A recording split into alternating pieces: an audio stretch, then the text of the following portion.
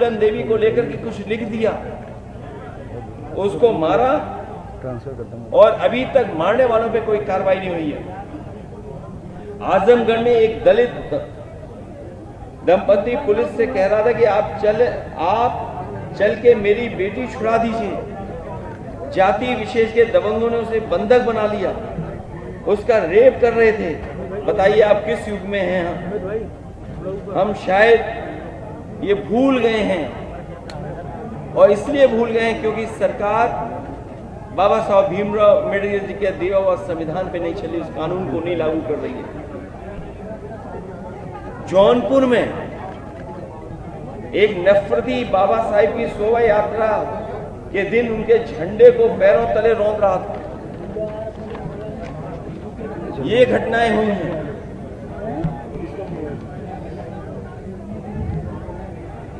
ये सब इसलिए हो रहा है क्योंकि आज सामंतवादी और प्रभुत्ववादी, उनको पता है कि उनकी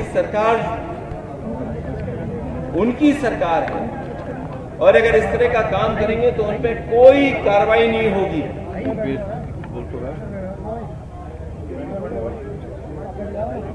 इसीलिए निषाद समाज की वीरांगना फूलन देवी को मारने वाला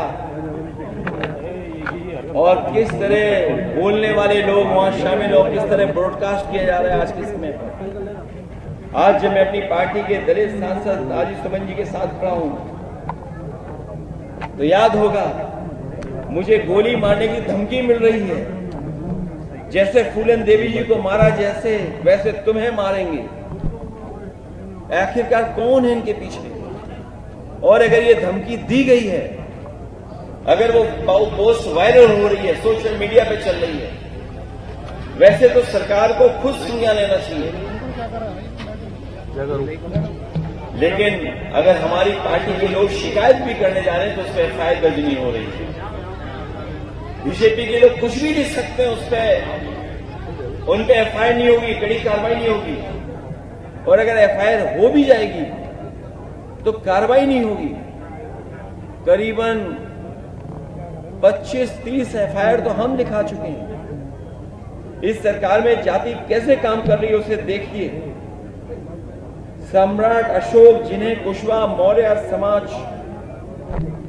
अपना भगवान मानता है, उनकी जयंती पर सौहार्दपूर्ण आयोजन, एक व्यक्ति ने तलवार से केक काट दिया, उस पर कार्रवाई हो गई, पर पुलिस ड्रोन की निगरानी में तलवार लहराती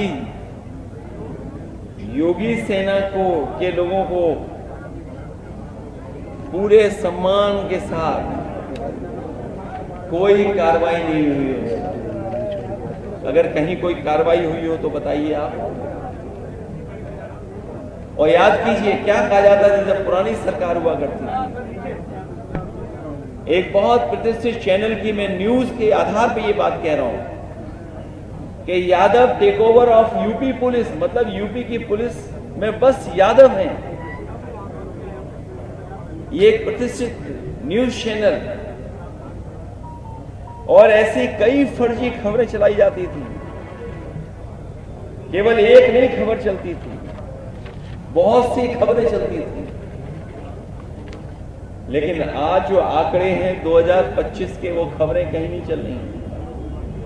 आगरा में 48 थाने हैं। बताओ पीडीए कितने हैं इन थानों में? मैनपुरी में 15 थाने हैं जो सरकार के स्वजाती लोग हैं। मैनपुरी में 15 थाने हैं, 15 में 10 में हैं वो लोग। महोबा में 11 थाने हैं, 6 में सिंह साहब लोग। पीडीए के केवल 3 हैं। चित्रकूट में 10 थाने हैं, ज्यादातर में सिंह साहब लोग बैठे हैं। यूपी एसटीएफ के बारे में हम लोगों ने कई बार सवाल खड़े किए। 21 अधिकारी हैं, 11 सिंह साहब हैं, 3 केवल